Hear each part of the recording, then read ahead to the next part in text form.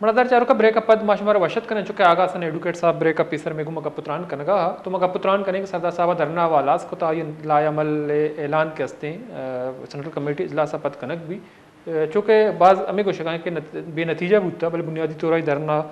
खत्म एहतजाज जारी है। बिलाल डार साहब सीनियर साहबी तजिया कार्य आयोग गेशिंग का पुत्रान अस्सलाम वालेकुम डार साहब। जी वालेकुम अस्सलाम। डॉक्टर साहब हमने देखा कि सरदार साहब जो है उन्होंने कल 20 रोज़ बाद अपना जो धरना उनका लखपास के करीब जारी था, कोयटा से 20 किलोमीटर दूर 28 मार्च से वो वर्ड से जो है उन्होंने कोयटा की तरफ लॉन्ग मार्च की, लेकिन उनको मस्तंग के करीब कोयटा से पहले रोका गया। 20 रोज़ तक वो धरने पे बैठे रहे। कल उन्होंने एक प्रेस कॉन्फ्रेंस के दौरान इस धरने को खत्म करने का ऐलान किया, लेकिन उसने कहा कि हमारा एहतजाज जो है जारी रहेंगे और सेंट्रल कमेटी के इजलास के बाद हम अपना आइंदा लायामल तय करेंगे, क्योंकि पुरअमन एहतजाज था। उनके कुछ मुतालबात थे कि डॉक्टर मारक बलूच समेत दूसरों को रिहा किया जाए, लेकिन उनको रोका गया। हुकूमती वफ़द ने उन्होंने मुलाकात की, मुज़ाकरात करने की कोशिश की, लेकिन कोई पेशरफ ना हो सकी। तो बुनियादी तौर पर आप क्या समझते हैं कि जो सरदार साहब को कुछ हासिल करना था उन्होंने हासिल किया, तो क्या कोई पुरअमन एहतजाज करना चाहता है तो आप नहीं समझते हैं कि उनको बलूचिस्तान कैपिटल कोयटा में जाने दिया जाए? देखिए, बात यह है कि मेरी जाती राय है, मेरी जो अपनी ऑब्जर्वेशन है, जो मैंने आज तक खुद सियासी धरनों को या सियासी तहरीकों को, हुकूमत मुखालिफ तहरीकों को या सियासी धरनों को मैंने, या मार्च जो हैं पाकिस्तान में होते रहे हैं, उनको मैं गुज़िश्ता तकरीबन 30 साल से इनको कवर कर रहा हूँ, उनकी रिपोर्टिंग कर रहा हूँ। जो मैंने सीखा है, समझा है इन चीज़ों से, वो ये है कि मैं समझता हूँ कि अख्तर मेंगल साहब को उन्होंने जो लॉन्ग मार्च शुरू किया उसमें उन्होंने बहुत जल्दी की, क्योंकि देखिए असूल ये होता है किसी भी तहरीक का कि उसे ग्रेजुअली स्टेप बाय स्टेप उठाया जाता है। तो मेरा ख्याल में, मेरी जाती राय में, इससे इख्तिलाफ राय कोई भी कर सकता है, अख्तर मेंगल साहब को चाहिए था कि वो फौरी तौर पे कोयटा की जानिब मार्च करने के बजाय, उसकी कॉल देने के बजाय, वो अगर ये करते कि ये पहले मरहले में पूरे बलूचिस्तान में अगर वो कोई एहतजाज की कॉल देते, फिर उसके बाद पूरे बलूचिस्तान में कोई एक और अगला मरहला अनाउंस करते, उसके बाद वो तीसरे मरहले में बलूचिस्तान में छोटे छोटे धरनों की कॉल देते, फिर वो चौथे मरहले में जाके एक लॉन्ग मार्च की कॉल देते। ये लॉन्ग मार्च की कॉल एक बड़ी और आखिरी तुरुप का पता होता है। अगर वो तुरुप का पता नाकाम हो जाए तो फिर पूरी की पूरी तहरीक नाकाम हो जाती है, क्योंकि अगर आपको इन तहरीकों में कभी भी पहले स्टेप में आखिरी जो स्टेप है वो नहीं उठाना होता, यानी कि इंतहा का वो कोई काम अगर वो आप कर लेते हैं पहले मरहले में, तो फिर बाद की जो आपके मराइल हैं, जो आप बाद में कुछ अनाउंस करते हैं, उनकी वो उतनी अहमियत नहीं रहती, या उनकी वजह से कोई इतना प्रेशर नहीं बिल्ड होता कि आपकी तहरीक फिर जोर पकड़ सके और कोई हुकूमत या कोई जमात या कोई पुलिस या कोई इस तरह के इदारे कि उनके ऊपर फिर वो प्रेशर नहीं बिल्ड होता। क्योंकि अब मैं समझता हूँ कि अख्तर मेंगल साहब के धरना के खात्मे के बाद या यहाँ से उठ के वापस जाने के बाद उनकी तहरीक में अब वो शायद वो जोश जज्बा ना रहे, या उस तरह से हुकूमत के खिलाफ वो प्रेशर बिल्ड ना कर सके। ये बड़ा मुश्किल टास्क होगा कि वो दोबारा उस लेवल का प्रेशर बिल्ड कर सके जिस लेवल का प्रेशर लेके वो वर्ड से कोयटा की जानिब चले थे, तो एक प्रेशर बिल्ड हुआ था। ये मैं समझता हूँ कि वो एक आखिरी लेवल का प्रेशर होगा जो उन्होंने पहले लेवल में इस्तेमाल कर लिया है, यानी वो अब जो कारतूस चलाने थे उन्होंने चला लिए हैं। अब छोटे छोटे धरने मार्च इतनी अहमियत नहीं रखेंगे, मेरी जाती राय है। लेकिन अगर उन्होंने इस चीज़ को कोई बहुत ऊपर लेके जाना है तो उन्हें उसके लिए बहुत ज़्यादा जदोजहद करनी पड़ेगी, और उन्हें उस अपनी तहरीक को कामयाब कराने के लिए उन्हें कोई ऐसे कोई काम चाहिए, ऐसे कोई चीज़ें चाहिए कि जिनकी वजह से तहरीक में एक मरतबा फिर बहुत जान आ जाए, जोर आ जाए, और एकदम सब पूरा बलूचिस्तान बाहर निकल आए, तो फिर उनकी तहरीक किसी आगे बढ़ने में बढ़ सकती है या उसकी पोजीशन बढ़ सकती है। अदरवाइज उनकी तहरीक की कामयाबी के आगे चांसेस जो हैं वो मैं समझता हूँ बहुत कम हो जाएंगे। तो मेरा ख्याल है अख्तर मेंगल साहब ने ये एक सियासी गलती की है कि उन्होंने बहुत जल्दबाजी में एक वर्ड से कोयटा की तरफ लॉन्ग मार्च का ऐलान किया है। जी। लेकिन लेकिन डॉक्टर साहब हम ये देखते हैं कि जो एहतजाज और जमहूरियत, एहतजाज और धरने जो हैं वो हर जमात की तंजीम की जमहूरी हक है, लेकिन बलूचिस्तान में अक्सर हम देखते हैं कि जो जमातें हैं उनको धरने देने की कोशिश करती हैं, एहतजाज करते हैं तो उनको रुकावटें उनके सामने डाली जाती हैं, उनको रोका जाता है। हमने देखा कि डॉक्टर मारंग बलूच साहिबा, आपको चित्र याद है, उन्होंने इस्लामाबाद में जो है एक लॉन्ग मार्च का धरना देने की कोशिश की, उनके साथ क्या हुआ आपने अपने आंखों से देखा। फिर ग्वादर में भी उसके साथ हुआ। तो डॉक्टर मारंग बलूच साहिबा जो है इस वक्त हम सब जो हैं इस बात पे मुत्तफिक हैं कि वो बलूचिस्तान के जो बहुत ही पॉपुलर लीडर हैं। तो वो उस वक्त जो है कोई एंटी स्टेट नहीं थे, उनके कुछ मुतालबात थे, इस्लामाबाद आके शायद ये उनकी ख्वाहिश थी कि हल होंगे, लेकिन उसके साथ जो रवैया रखा गया, जो उनके साथ हुआ, जो है वाटर कैनन और उनके खिलाफ क्रैकडाउन हुआ। तो ये चीज़ें जब होती हैं बलूचिस्तान के लोगों के साथ या बलूचिस्तान के सियासी जमातों के साथ, चूँकि एक हम देखते हैं कि एक सियासी गैप मौजूद है, तो आप नहीं समझते हैं कि रियासत को या वफाकी हुकूमत को कुछ लचक का मुजाहरा करना चाहिए? अगर किसी को धरना देना, एहतजाज करना है तो उनको पुरअमन धरने की इजाज़त दी जाए। जी बिल्कुल, देखिए कॉन्स्टिट्यूशन तो यही कहता है, पाकिस्तान का कानून भी ये कहता है कि कोई भी पुरअमन धरना देना चाहता है या मार्च करना चाहता है तो उसके ऊपर ताकत का इस्तेमाल ना किया जाए। बिल्कुल ठीक है। अलबत्ता अगर अमन व अमान की सूरत खराब होने का अंदेशा है या कोई ऐसी वायलेंट, खूनी या खौफनाक तहरीक चलने का अंदेशा है तो उस सूरत में आप हुकूमतें को इकदाम लेती हैं। लेकिन जैसे मारंग बलोच चली थी ग्वादर से, तुर्बत से, और वो कोयटा तक आई तो उनका मसला हल नहीं हुआ, जो उनकी डिमांड थी वो पूरी नहीं हुई, फिर वो वहां से चली और इस्लामाबाद तक आ गई। इस्लामाबाद पहुंचने पे हुकूमतों, जो सूबाई हुकूमत थी उन्होंने उनकी बात मानते हुए FIR लॉन्च कर दी। तो ये FIR पहले मरले में भी लॉन्च की जा सकती थी, बिल्कुल ठीक है, वो नहीं हुई। तो जब सब कुछ इतना कुछ होने के बाद करेंगे तो उसके फिर आपको नुकसानात होते हैं। और मारंग बलोच की जो वो मूव थी जो तुर्बत से शुरू हुई और इस्लामाबाद तक आई, उसके नतीजे में मारंग बलोच की जो लीडरशिप थी वो ज्यादा उसको पजीराई मिली, वो ज्यादा पॉपुलर हुई। और उसका अब हुकूमत को नुकसान ये हुआ कि मारंग बलोच की कॉल पे अब बहुत सारे लोग निकल आते हैं बाहर,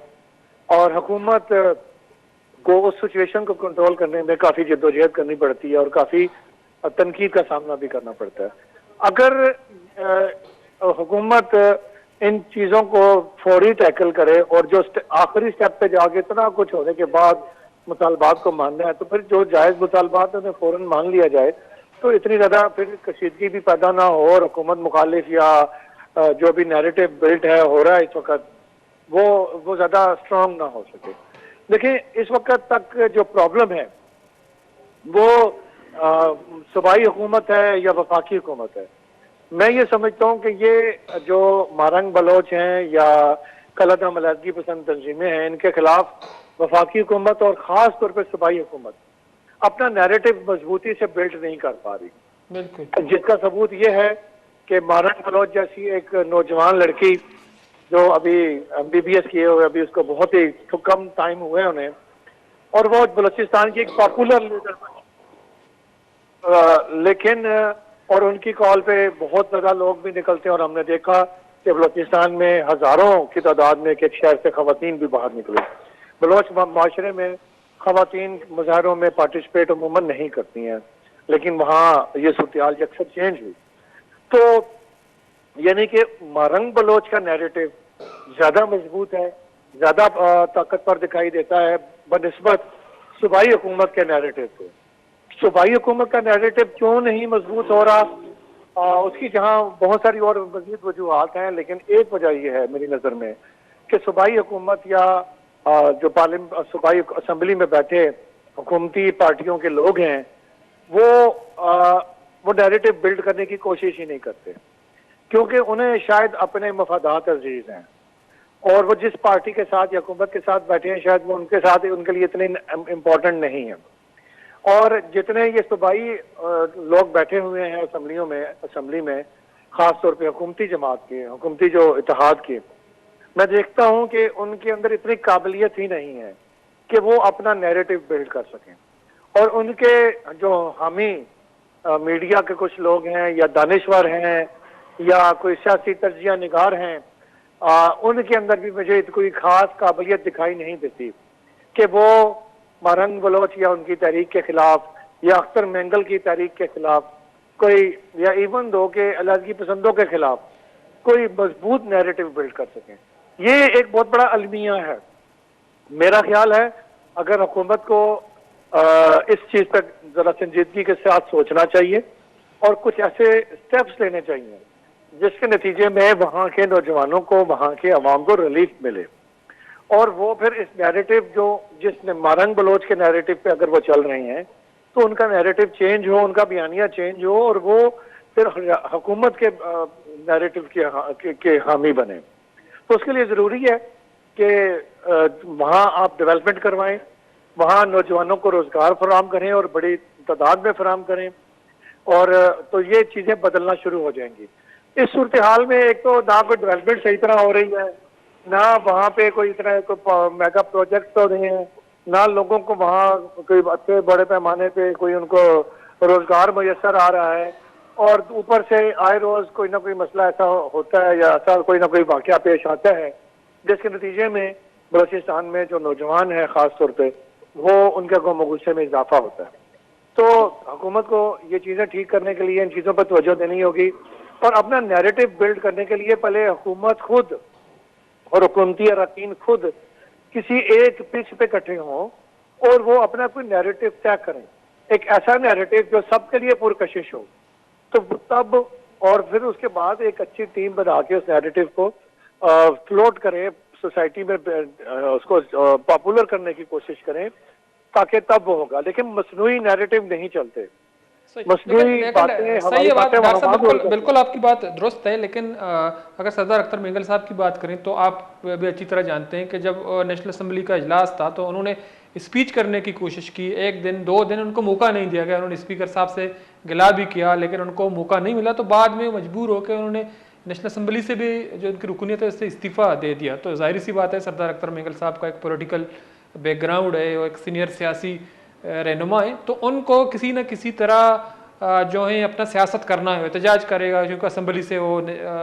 मुस्ताफ़ी हो चुके हैं, तो अब एहतजाज करेगा, धरना देगा या कोई और रास्ता इख्तियार करेगा। तो आप नहीं समझते हैं कि रियासत को कुछ लचक का मुजाहरा करना चाहिए, जो सरदार साहब अगर पुरअमन तरीके से अपना एहतजाज रिकॉर्ड करवाना चाहते हैं या सियासत करना चाहते हैं, उनको मौका दिया जाए? देखें, पहली बात तो ये कि मैं सरदार अख्तर मेंगल साहब के कौमी असम्बली से इस्तीफे का हामी नहीं, उन्होंने वो गलती की है, मेरी नज़र में वो सियासी गलती। देखें, पब्लिक असम्बली में या सूबाई असम्बली के अंदर कई मरतबा ऐसा होता है कि स्पीकर या हुकूमती अरकान की कोशिश होती है कई मौक़ों के ऊपर कि अपोजिशन लीडर को या अपोजिशन के लोगों को तकरीर करने ना दी जाए,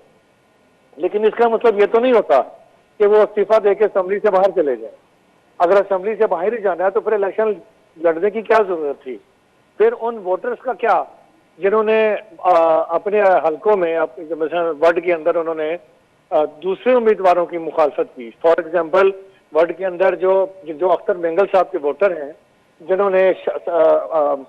शफीक मेंगल साहब की मुखालफत में अख्तर मेंगल साहब को वोट दिया या और उम्मीदवारों की मुखालफत में अख्तर मेंगल साहब को वोट दिया,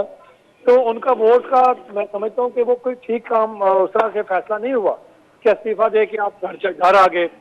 और एक पार्लिमानी लीडर को असम्बलियों से इस्तीफा देकर नहीं जाना चाहिए, बल्कि अपनी लड़ाई पार्लियामेंट के फ्लोर के ऊपर और बाहर दोनों जगह उसको लड़नी चाहिए, तब उसका नैरेटिव मजीद बिल्ड होता है, मजबूत होता है। अख्तर मेंगल साहब ने अब इस्तीफा दिया कि अख्तर मेंगल साहब अब दोबारा कभी इलेक्शन नहीं लड़ेंगे, क्या वो दोबारा इस पार्लियामेंट में कभी जाना नहीं पसंद करेंगे? फिर उन्होंने अगर इस्तीफा दिया, अपनी आवाज नहीं उनको बोलने दिया गया अगर 2 दिन, तो क्या उनकी जमात के तमाम अरकान सूबाई और कौमी असम्बली से या सब जगह से मुस्तफी होंगे? ऐसा भी नहीं हुआ, तो इस्तीफा नहीं देना चाहिए। अलबत्ता मैं ये समझता हूँ कि स्पीकर क्योंकि कस्टोडियन ऑफ हाउस होता है, उसे तमाम मेंबरान को इक्वली ट्रीट करना चाहिए। सरदार अख्तर मेंगल साहब अगर बात करना चाहते थे तो अगर उनको बात का मौका दे देते तो क्या कोई तूफान तो नहीं आना था। जो बात का मौका स्पीकर ने उनको असेंबली के फ्लोर पे नहीं दिया, अब वो सरदार अख्तर मेंगल जगह जगह सड़कों पे, प्रेस कॉन्फ्रेंस के अंदर, धरनों के अंदर और मुख्तलिफ जलसों में वो उससे कई गुना ज्यादा बोल रहे हैं, कई गुना ज्यादा सख्त बोल रहे हैं। तो आप उस आवाज को तो बंद नहीं कर सके, ना कोई कर सकता। और आज दौरे जदीद है कि आप अगर टीवी चैनल पे अखबारात में बैन करा भी दें किसी को, तो लेकिन सोशल मीडिया पे तो वो चीजें आएंगी और आ रही हैं, और सोशल मीडिया की तो रीच बहुत ज्यादा है, उसकी तो कोई सरहद ही नहीं है, वो तो कहीं से कहीं जाता है। तो बजाय इसके कि हुकूमत को भी ये चाहिए कि वो लोगों को, जो सियासी लोग हैं, उनको दीवार के साथ ना लगाएं, उनकी आवाज बंद करने की कोशिश ना करें, उनको बोलने का मौका दें। अगर ये अपनी भड़ास असेंबली के फ्लोर पे निकाल लेते हैं जो सियासी मुखालफिन, तो वो भड़ास निकालने के बाद उनको उस नहज पे नहीं जाना पड़ता कि वो रोजाना धरने दें या लॉन्ग मार्च करें या कोई और प्रोटेस्ट करें, सड़कें ब्लॉक करें। उन्होंने फिर उसी जगह उस पोजीशन पे, उस हाई लेवल पे नहीं जाके एहतजाज करना पड़ता, और रियासत के लिए या किसी भी हुकूमत के लिए इतने मसाइल पैदा करने की वो नौबत नहीं आती। तो चीजों को संभालना चाहिए। दानिशमंद सियासतदानों के बारे में तो देखें, पहली क्वालिटी उनकी ये है बातचीत करना, दूसरी क्वालिटी ये है कि बंद गली में से या बंद कमरे में से रास्ता निकालना। तो रास्ता निकालने के बजाय अगर हम ताकत के जरिए किसी को बंद कर देंगे आवाज उसकी, तो फिर नतीजा यही निकलेगा। अब आए रोज सरदार अख्तर मेंगल के पास और कोई ऑप्शन नहीं रहा कि वो आए रोज अब अपनी सियासत को बढ़ाने के लिए, अपनी पार्टी को मजबूत करने के लिए या अपने लोगों के लिए आवाज उठाने के लिए, चाहे उनका नैरेटिव ठीक है या गलत है, मैं चाहे उनके नैरेटिव हो सकता है कि उनके कई बातों से या उनके नैरेटिव से मैं किसी जगह मुझे इख्तिलाफ हो और मैं उससे मुत्तफिक ना भी हूँ, लेकिन अब आप उनके नैरेटिव को, वो उनके पास और कोई रास्ता नहीं है कि वो स्ट्रीट पावर का इस्तेमाल करें और इस तरह की सिचुएशन डेवलप करें कि वो आए रोज जलसे जुलूस धरने करें। तो उससे यकीनन बात है कि सूबाई हुकूमत के लिए मुश्किलात बढ़ेंगी और उनके लिए मसाइल पैदा होंगे। तो चीजों को मेरा ख्याल है अच्छे तरीके से टैकल करना चाहिए, और जितनी भी सियासी पार्टियां हैं, चाहे वो पीटीआई है, चाहे नून लीग है, चाहे वो पीपल्स पार्टी है, जेयूआई, जितनी भी है, या इवन बलोचिस्तान में जो जमातें हुकूमत में रही हैं या जो है, वो सारी यही कहती हैं। वो अपने दौर में खुद भी एहतजाज करती रही हैं, वो अपने दौर में खुद भी सख्त बयानात देते रहे हैं, तो फिर दूसरों को क्यों नहीं देते? ये हमारा अलमिया है कि हमारा ये भी बहुत बड़ा अलमिया है कि हमारे सियासतदान जब अपोजिशन में होते हैं तो उनका नैरेटिव कुछ और होता है, लेकिन जब वो गवर्नमेंट में आते हैं तो उनका नैरेटिव बदल जाता है, उनके असूल बदल जाते हैं, उनके कायदे कानून बदल जाते हैं। तो ये गलत है। कायदा कानून वही होगा जो सबके लिए यकसा होगा, वही माना जाएगा। जो यकसा नहीं होगा फिर उसको कोई भी नहीं मानेगा। जी ठीक है, बहुत बहुत शुक्रिया डॉक्टर साहब, टाइम निकाल प्रोग्राम में शरीक रहे। मतलब जारूक बिलाल डॉक्टर साहब सीनियर साहब की तजिया कर गपुत्रान कनगा सरदार अख्तर मेंगल साहब दरना और बलूचिस्तान आओ के रोचा मजीद ची पेशरफ भी ची सियासी तहरीक चूँकि अख्तर मेंगल साहब एहतजाजी तहरीक के ऐलान धरना खत्म को तबले एहतजाजी तहरीक के हस्ते आइए ऐलान को सेंट्रल कमेटी इजलास पद आया दोबारा के हस्ते कोयटा धरना चूँकि आई वास्ता कोयटा रवाक मजने मुश्किलें जोड़ बुता और रिकावटें वजह कोयटा सर नबूता तो आया आई कॉला चे पदा कोयटा मजने पे माना है मरदम मोचबा गुआमी दाका मराक्ष तो पास लास बुतन अलता बलोच रजा भी अल्लाह बाउटे।